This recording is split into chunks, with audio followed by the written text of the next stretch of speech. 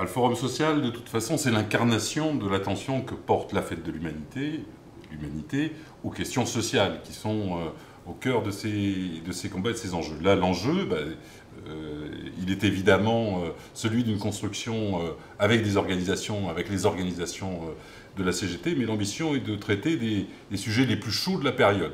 Et puis après, toutes les questions qui sont importantes pour les salariés aujourd'hui, que ce soit les statuts dans la fonction publique, que ce soit les questions de l'énergie, des transports, sont en débat pendant ce forum, mais aussi des questions qui concernent les consommateurs, le lien entre consommateurs et salariés, de la fourchette à l'assiette.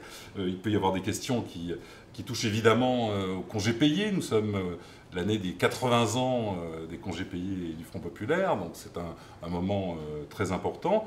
Et puis ce lieu qui est un lieu de débat et d'échange est un lieu de débat et d'échange pluraliste.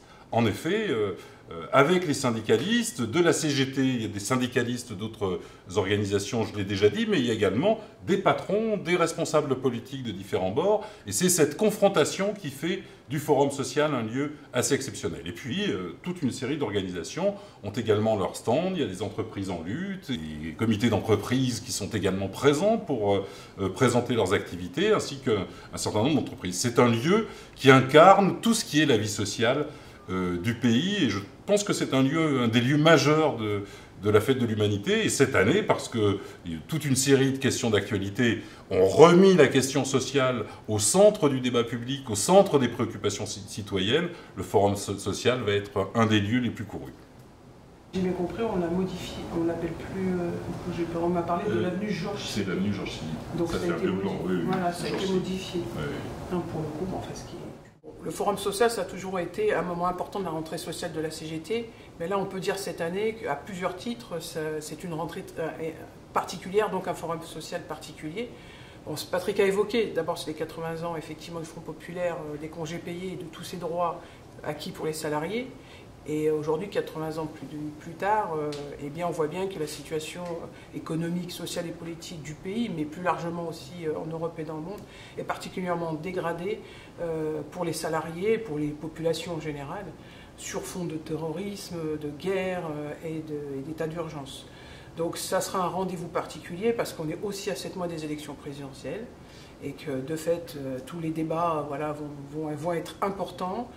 On espère bien peser en tant qu'acteurs, nous, social et politique dans ces débats-là, parce qu'aujourd'hui on a plutôt un climat délétère et puis il faut donner de l'espoir aux salariés, aux gens, à la population.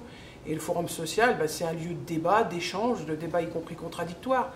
Et on a besoin de ça, d'avoir des débats contradictoires au lieu d'être dans des débats où il y a du repli sur soi, des ruptures, et on voit ce que ça peut faire sur les montées des extrémismes, du FN et puis le terrorisme. Donc ces débats, ça va enrichir y compris nos contenus revendicatifs, ça va nous aider à porter les propositions de la CGT, je pense aux 32 heures, augmentation des salaires.